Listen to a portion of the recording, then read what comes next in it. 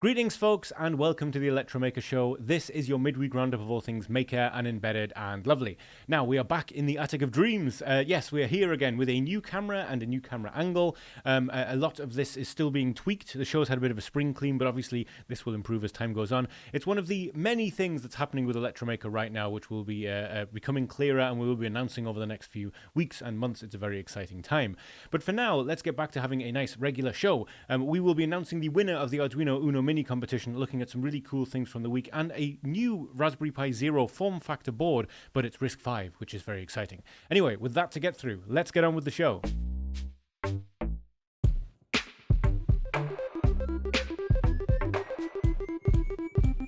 We're starting the show with a couple of projects and tutorials, beginning with Learn Embedded Systems, which is a YouTube channel we have talked about in the past.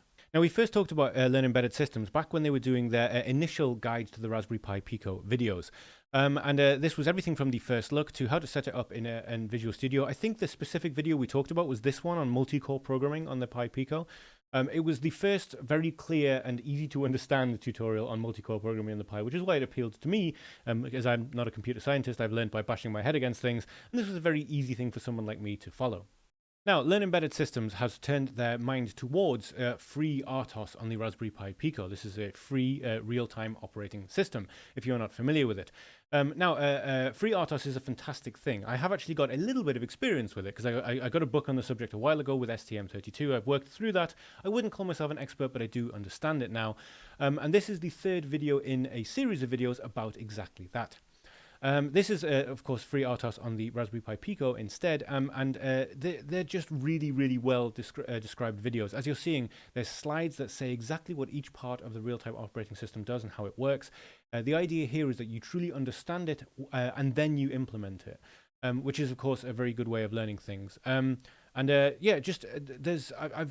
looked at real-time operating systems a few times. I had to learn a little bit about it a while ago for a project, I wish I'd had this resource at the time, because it is a very, very good way of describing it. If you are wanting to get into programming with real-time operating systems in the very first and simplest way, this is a very good place to start. And of course, what with it being a Pi Pico, it's very, very cheap hardware to start on as well. There is, of course, example code as well, and if you haven't got your computer set up to use C and C++ with the Pi Pico, there is a video on the same channel which will take you through that process. I do think it is a wonderful world that we live in, where you can get something as cheap as a Pi Pico and learn how to run real-time operating systems on it using free resources. And yeah, Learn Embedded Systems is a really fantastic YouTube channel. I'm really glad that we had the chance to feature them on the show once again. We're moving over to the Electromaker website to look at a couple of projects, beginning with a kind of wild project. This is a cellular GPS tracker that was attached to a battery and sent round the world by post, literally, and tracked the entire way. Now, this was posted on the Electromaker website by Rob Lauer, and it uses the Blues wireless note card and the Blues wireless note carrier, both things I wasn't previously familiar with. I have heard the name, but I didn't really know anything about it. And Rob Lauer is part of Blues Wireless, the company. I don't know how big or small they are. It's something I'm going to look into in the future. But I'm amazed I haven't really come across this, because this is a really amazing little bit of kit. So let's see, the core of the asset tracker is the note card from Blues Wireless, and this is their website. It is a cellular and GPS module that is by default low power to the tune of 8 milliamp hours when idle. And so there's this card and this baseboard. And the thing about it that's kind of incredible is that it doesn't require a microcontroller or a single board computer. Now, this board will allow you to attach it to any of those things, but it doesn't require it. As it mentions down here, one of the things that's kind of interesting is it said, with so many low-power host MCUs available to choose from, I actually chose no host at all. A key advantage of using the note card as an asset tracker is the ability to configure the note card firmware directly with JSON commands using the note card API. That's really cool. So yeah, I'm going to leave it at that for now. This project is wild. This thing did go around the world attached to this battery pack. You can read all about it. There's a huge amount of information if you want to learn how to do it. And of course, there is the story of it as well. It is absolutely worth reading through. It's a fantastic read in general. And I'm kind of excited to learn a little bit more about the actual hardware as well. Maybe I'll get in touch and see if we can get one of them in our hands and have a look. And maybe we'll end up giving one away on the show one day. Who knows? But for now, I will leave a link to this in the description of the video. Now, up next, we're staying on the Electromaker website, and this is another community project, although this is actually a community project by Balena. Now, I may be pronouncing it differently to the way other people do, but I've always called it Balena. So if you call it Balena or however else it may be pronounced, I apologize. You know when you read something and you've never heard it said out loud, so you just have this idea in your head about how it is? Balena. Maybe I've got that right. Who knows? Anyway, Balena Etcher is the tool I still use to this day for etching my SD cards for Raspberry Pis, despite the fact that Raspberry Pi have their own tool now. I've just been using it for so long that I continue to do so. And I didn't realize that they had a cloud system. I just genuinely had no idea. And this basically is teaching you how to make a very simple no-code security camera system using Balena Cloud. Now, one thing that's kind of nice about this project is that it's all timed.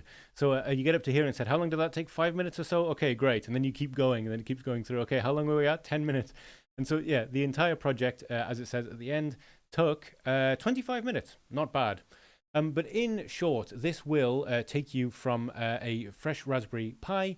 You can also do it on a Jetson Nano. And then you burn an operating system, and then you get a Balena Cloud account. I believe it is free to begin with. You get a certain amount of free stuff. And then after that, you will have to pay. But I think, I could be wrong about this, but I think your first 5 or 10 things that you do in it are just free and completely featured. It's just if you want to use more devices or more things, it starts costing money, I think. This is, yeah, it's just a step-by-step guide how you can go from nothing to a fully featured security camera that you can access from anywhere with a bunch of interesting tools. All you need is, yeah, a USB webcam and a Raspberry Pi or a Jetson Nano. It's a really cool and simple to get up and running project. And, you know, I imagine many of you are much like me in that I kind of think, oh, I should set up a camera for up here, not for security as such, but to keep an eye on the 3D printers, all that kind of stuff. But I'll do it from scratch. I'll work out my own program. I'll do it this way. And I never do it. So this might be, if you've been thinking about doing something like this and you haven't actually done it, this might be a good thing for you to take a look at. It's nice to know that Balena are doing this kind of stuff. If I'm being absolutely honest, it's a name that I sort of never consider as a thing because it's just always been the etching tool, and it never even occurred to me that they're a company that do other stuff. Of course they are, they're people. But yes, I will leave a link to this in the description of the video, and you can go and take a look at it yourself. Finally, in this section, a Raspberry Pi blog post, and I'm going to spend almost no time talking about this because I feel like I can just give you one sentence, and if you're interested in this, you will want to go and read it. That is, this setup is all completely rooted with a headless Raspberry Pi. Underneath it all, it is doing all of the routing smartly. It's taking in all of the MIDI, it's routing it in different ways, and it's a Raspberry Pi doing it, and it's amazing. So I'll leave a link in the description. Okay, just a tiny bit more. This is the same suitcase, just without the synths in, and you're seeing all the connections, and this is all going through this Raspberry Pi, which is an underclocked Raspberry Pi as well. The idea being it runs as cool as possible, so it's adding no heat to the system, not fouling up any precious instruments. It's just a wonderful idea. I love it. The blog post gives you a rough idea as to how it works. There's also a link out to a post which is how to use the Raspberry Pi as a USB/Bluetooth MIDI host, which is essentially what's happening here. This is great, by the way. When I discovered this, I read through this and I was like, oh, yep, doing that. I'm going to do that at some point. Another thing that I love about the Raspberry Pi blog is that, so many good blogs, you'll see above my head on the side here, you read this one and you go, wait a minute, and then there's just a whole host of ones from over the years, different times, using Raspberry Pis as synthesizers, and yeah, an spirit animal, a guitar with a synthesizer built into it. Lovely stuff. Anyway, I will leave a link to this first one in the description, and you can find everything you need to from there. If you are enjoying the Electromaker Show, there are a number of ways that you can support us. The first and easiest is on YouTube. Under the Electromaker page, or indeed under any video that you may be watching, like this one filmed in the Bavarian countryside of all places, there is a subscribe button. Now, if you click subscribe, you will be subscribed to our channel, and we will show up in your subscriptions menu here. If you would like to get a notification on YouTube when a new show goes live, click the bell here and select all. Now, this won't give you desktop notifications unless you've turned your browser notifications for YouTube on, which is something I wouldn't advise. But you will get a notification when you go to YouTube. You go to YouTube, and then up here you'll see there'll be a little number by the bell. When you click on it, you will see here is a notification from the show. I also have a notification from a video on this channel from a very long time ago. Now, that is, of course, two simple ways you can find out when the show is coming out, and that's very important metrics for YouTube to know as well, that if you like the show enough to be subscribed to it and have the notifications on, there's a high chance it will recommend it to other people. The third thing you can do is click like, because if you like this, you should say, I like this. Then YouTube know that you like this, and then they can show it to other people that might like this.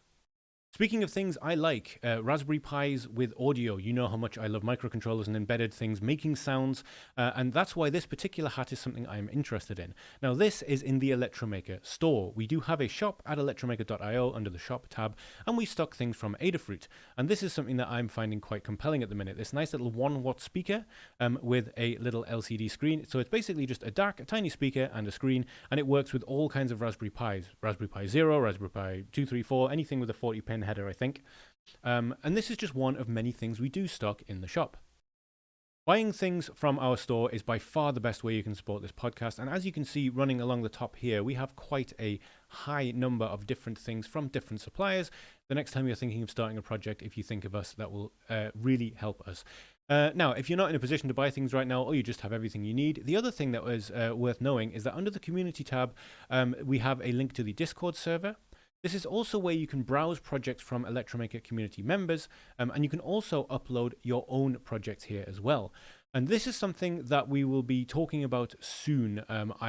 If you're not already documenting and uploading your projects, I suggest you start doing so. There is a very good reason, but that is a secret that I will be revealing soon. Anyhow, that is our housekeeping for the day. Thank you so much for your patience, and thank you for all of the support that you're showing the Electromaker show. Now, it is time for us to announce the winner of the Arduino Uno Mini competition that we started last week. And at the time, well, I say last week, it was 2 weeks ago.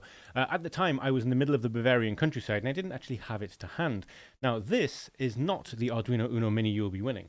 And that is because when I saw the Arduino Uno Mini was announced, I knew two things. One is that I wanted to give one away on the show, and the other is that I wanted one for myself. So this is mine. This is number 360, I think. So I am assuming that the prize one that we are giving away will be around about that number as well. I don't even know how many of these limited edition little ones they made, but it is essentially the same as an Arduino Uno, the regular Arduino Uno, but in tiny miniature format. It has a tiny little 80 mega 328p chip on it, and the only notable difference that a lot of people I'm sure will be happy to see is this little USB-C cable adapter connector. But it is essentially just exactly the same as an Arduino Uno. It is really just a limited edition collector's item. It's not that useful, although it is castellated, so you could always fix it to a PCB if you wanted to. But yes, we need to pick a winner for the Arduino Uno Mini competition. By the way, it also comes in a rather pretty little box. And this is how I knew that mine was number 368, because it's written right here, 368. There is another one which is completely boxed up that hasn't been opened, hasn't even been touched. That's the one we'll be sending out as a prize. But speaking of sending one out as a prize, if we're going to do that, we need to pick a prize winner. Now, to enter this competition, you had to use the hashtag Uno Mini, and you had to be a subscriber to the channel. Beyond that, all I asked you was to say what Arduino meant to you, and there was a lot of really interesting answers. It seems like a lot of people, like me, were sort of getting into Arduino just as a bit of a side hobby, just to see what it would be like, and it really did affect the direction of their life. But the one comment that really stood out to us and that grabbed us and that has won this competition is from Elias Farziroli, and apologies if I have mispronounced that name. Uno Mini means to me an opportunity to create something that is on my mind, freedom, a way to express myself. Which I think is a beautiful sentiment, and one that I'm fairly sure we've all felt at some point when you actually really do feel the full possibilities that come with even just a quite, small and in many ways limited thing like the Arduino Uno. So yes, congratulations, this will be on its way out to you. However, that is not the end of competitions. That was the competition from last week's show. We're running straight into another competition because you may remember just before Christmas, just before the show took a break, I was talking about the new M5 Tough. Now, the M5 Tough is something I'm really quite excited about. And M5 sent us this specifically to give away, which is what I'm doing. I'd sorely like to keep it and fiddle with it. But it is a ruggedized ESP32-driven touchscreen microcontroller development kit. Now, one of the other hats that I wear, I do own other hats, is a rugged device specialist reviewer type person. I review all kinds of stuff, but I over the years have kind of got to know rugged devices very well. So the idea of a rugged development board is something I'm very excited by. And this is rugged. I mean, you couldn't dunk it underwater and leave it there, but it should deal with all kinds of weather. I imagine it would take drops and hits relatively well in its stride. You want to be careful with it, but it's certainly tougher than an Arduino with a bunch of wires going into a breadboard for development. Now, what you're seeing now is the demo of the touchscreen. You can set the real-time clock. You can, as you can see, scan Wi-Fi networks. I'm not sure what order the footage is playing in. And it has I2C GPIO pins that you can plug into through the same single socket, I think. I saw on the other side as well, it's a little bit like enclosures with rubberized seals. You can there are entry points for them. But it's M5 stack as well, so there's a very full Arduino library. They also have a visual programming language I've never messed with. In short, M5 makes some really lovely stuff. We're very happy they reached out to us to give away a prize on the show, and I'm hoping that means that we'll be doing more stuff with M5 in the future. Time will tell. But for now, rather than it being one of those competitions that you have to enter with a hashtag, I'm just going to say that next week we will be giving away this M5 Tough to a random comment. You don't have to have a hashtag or anything like that, but I would like to know, just in general, I'd like it to be an interesting comment. So let me know what you are doing. Let me know what's exciting you right now in the maker and embedded world. Or even if it isn't that, let me know what is on your mind right now in the comments. If there's a specific television program you are enjoying, it's always nice to learn a little bit more about the people that are watching this show. And I will pick one of the comments from next week's show at random to win the M5 Tough. So, one competition over, another competition begins, but let's get on with the rest of the show. Now, you may remember SensorWatch from when we looked at it initially as a pre-launch idea, and it is now something that is well in its funding. Well, it is, as you can see, it has completely smashed its funding goal already. They've raised almost $20,000. They asked for $10,000. But yes, in case you missed this the first time, this takes the classic Casio watch and it puts a new PCB in it with an ARM Cortex M0, I think, M0 Plus. Right in front of me. And it's just a lovely idea. The repurposing of old tech is something I wax lyrical about often, and this is a fantastic use of it. And essentially, yes, it adds a nice little 32-bit chip inside a classic Casio watch, one of which I know I own and I can't find. I think it's in a box somewhere in northern England somewhere. So what can this do? Well, I'll tell you what it can't do. It's not now a smartwatch all of a sudden. There's no Wi-Fi and Bluetooth connectivity. It's not going to replace some off-the-shelf modern smartwatch, but it is going to add some kind of interesting features. So, for example, the day one, I like this. This is the day one clock. It lets you count days from your birth date, so you know how many days you've been alive. Or beat time is another thing. If you're not familiar with this, beat time is an idea of time that splits every day into 1,000 beats. It's something that I may have talked about on the show before. I don't know if it made the cut. I'm planning on building a beat clock because I love the idea of having 1,000 beats a day. And yeah, there's a couple of other things like temperature. This is quite an interesting one. The TOTP-based time-based one-time passwords, the kind that you need two-factor authentication for, that you need for two-factor auth as it is. Yeah, just a lovely idea. And the reason I wanted to come back to it is because we have a price now, and it's cheap. So, whizzing down to the bottom of the page, they've changed the way this all fits, so I might have to put myself slightly out of the way as well. But as you can see, this is not a particularly expensive thing. Now, they have actually already sold out of the limited edition ones. The only difference I can tell is that it has red-blue LEDs rather than the red-green LEDs. I think that's the only difference, and it wasn't available to European shoppers anyway, but you can still get for just $35 the PCB that will fit inside your Casio F91W wristwatch. There are a couple of other models that it should work with, but don't take my word for that, take their word for it. And if you would like to know more about this, you can head to the crowd supply page and read all about it, read about why they chose the SAM L22 and various other things that make this great. There's so many things about this project I love. I love the fact that they're repurposing and using the original screens. It is a slot-in replacement. It really is a replacement PCB for the old watch rather than forcing the old watch to take a bunch of new stuff. It's really cleverly done. I really love it. But yes, I will leave a link, as I always do, to SensorWatch in the description of this video. Moving over to Thunderscope. Now, this is a pre-launch crowd supply project, and this is a software-defined oscilloscope. But it is the first one, or at least the first one that I know of, that uses Thunderbolt for its connectivity, which means it's blisteringly fast. So yeah, designed for Thunderbolt, allowing real-time sample data to be streamed to your computer at speeds exceeding 1 gigabyte per second, which is rather nippy. Now, it's definitely worth watching the video here from the creator. It won the Hackaday Prize in 2021. In fact, it is documented on Hackaday. There's a link just down here to that Hackaday page if you would like to see it. But I'm going to jump straight to the juicy details in case any of you are interested in it. So it is a 4-channel oscilloscope with an analog bandwidth of 350 megahertz, a sample rate of 1 gigasample per second, which is bonkers. 8-bit resolution and voltage ranges with one probe from 1 millivolt to 10 volts per division. I like this as well. The memory depth is as many gigabytes as you can spare. It's pretty cool. So this is not something that has launched yet. When it does launch, we'll definitely be coming back to it. The price is going to be very important for a lot of people, but software oscilloscopes are lovely, and this seems to be a very lovely idea. And all of you that, all of you that have used Thunderbolt before and understand that it can be quite a speed increase for certain things, will be happy to see this. So I'll leave a link to it in the description, and we'll come back to this one at a later date. We're going to close out the show by looking at a new Risc-V board and a very thorough deep dive into different wireless technologies. But before we do that, we're here on the Electromaker website. Why? Well, as I said, there's a lot of interesting stuff happening at Electromaker now and over the next coming weeks and months, and there's a few things I can start talking about already. The first is one I have already mentioned, actually. I think on the last show I mentioned this. The Make It Smart with Nordic Thingy 91 contest is ongoing as we speak. Now, head to the contests page, head to the Make It Smart with Nordic Thingy 91 page. This is where you enter. If you want to participate, fill out the form. In fact, if you watch this video here, there's an image of the form on there. And if your project is chosen, we will send you a Nordic Thingy 91 in order to bring it to life.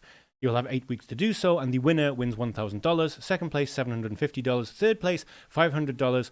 Runners up, that is people who get their project posted on the website but don't win, they get an Amazon gift card, and there's even an Oculus Quest 2 that's been provided to us by the lovely people at Edge Impulse that will be given away too.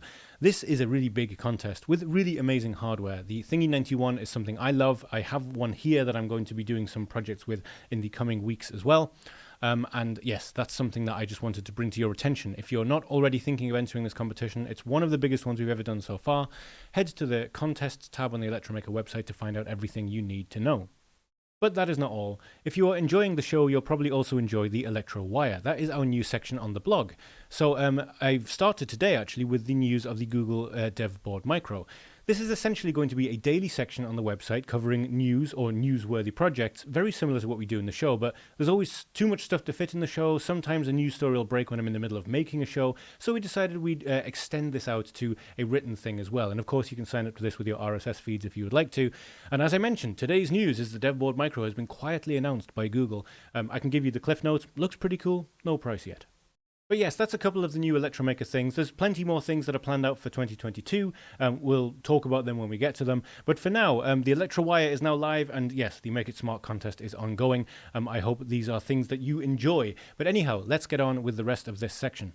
Now, moving on to the Mango Pi MQ Pro. This is a new board, which is in the form factor of the Raspberry Pi Zero, but it has a Risc-V chip. Now, we've covered the many reasons why Risc-V is exciting on this show many times, but this is exciting in a slightly different way because this is a form factor that we're sort of familiar with, and I know that shouldn't make any difference. But depending on the price of this thing, and especially so hot on the heels of the Raspberry Pi Zero 2, it's kind of nice to know that this thing is out there. But when I say out there, it really is out there because I have no idea how you get your hands on one of these as yet. Now, the Mango Pi's chip is an all-winner D1, and this is the Tom's Hardware article about it, by the way, in case that wasn't obvious. Credit where credit is due. Yes, it mentions they've covered this chip before, but I remember it either from reading it on there or somewhere else. But yes, a 1 gigahertz single-core 64-bit chip built on the open-source Risc-V architecture, open-source instruction sets, very exciting. RAM can range from 512 megabytes to 2 gigabytes, and while the MQ Pro carries enough ports, along with its 40-pin GPIO to function solo, there's also a carrier board in testing to add Ethernet and USB Type-A, which again is sort of interesting. Now, as I mentioned, I don't know where you would get your hands on one of these right now. The GitHub page is, well, that's the GitHub page, and this page as well doesn't really have that much stuff about it yet. But it is going to, this page does not exist anymore. But yes, this is definitely going to be a thing. It's been floating around on Twitter. I'll leave a link to the Tom's Hardware article in the description because you can also find the original Twitter posts from there as well. We're going to close out this week's show with this 3-part article on the DigiKey website about wireless technologies. It's a really, really great in-depth dive on Bluetooth Low Energy, Zigbee, LoRaWAN, but specifically talking about low energy stuff. So Wi-Fi doesn't really get much of a look in because it takes way too much energy. But the first one, as it says here, part 1 of this 3-part series will deal with the major low-power wireless options available. Part 2 will consider the design fundamentals and things like chip availability, protocol stacks, application software design tools, antenna requirements. And part 3 of the series considers current and future developments designed to meet the challenges of IoT for each technology. I can vouch for part 1 and part 2. They're fantastic. Part 3 is actually on my list to read tonight. But this is one of the better deep dives, at least on the internet, that I've seen of all the current technologies like Bluetooth Low Energy and Zigbee and the many forks away from Zigbee. The fact that Zigbee and Z-Wave are separate things is something that I find still confusing to this day. This goes through all of it from the developer's perspective. If you're going to be making something for your project, what do you use and why? And it really is quite detailed. So I will leave a link to part 1 of this in the description of the video, and you can read that at your leisure. Just a word to the wise, I have a thing that can send things to Kindles. Sometimes it works well, sometimes it doesn't. This is one of the ones that worked flawlessly. It's on my Kindle and it looks great. Anyway, I hope you enjoy this. I'll leave a link to it in the description. That was the Electromaker show for this week. Thank you so much for joining me, and thank you for the continuing support you are showing this show, be that on YouTube, or by buying stuff from the Electromaker store, or by the people who are dropping into the Discord server. More and more people are joining all the time, and that is a lovely feeling. And thank you once again to any of you who've reached out to send kind wishes about my growing family. It's been really nice to have people who are essentially strangers who just know me through the show reach out to say, I have kids, I understand how special it is, take your time. Thank you, all of you, that's really nice. But we are back. There's, as I mentioned at the very head of the show, there's a lot of exciting stuff happening with Electromaker in the coming weeks. I'm looking forward to sharing some of it with you, but for now, I hope you have a safe, fun, and creative week, and I'll see you in the next show.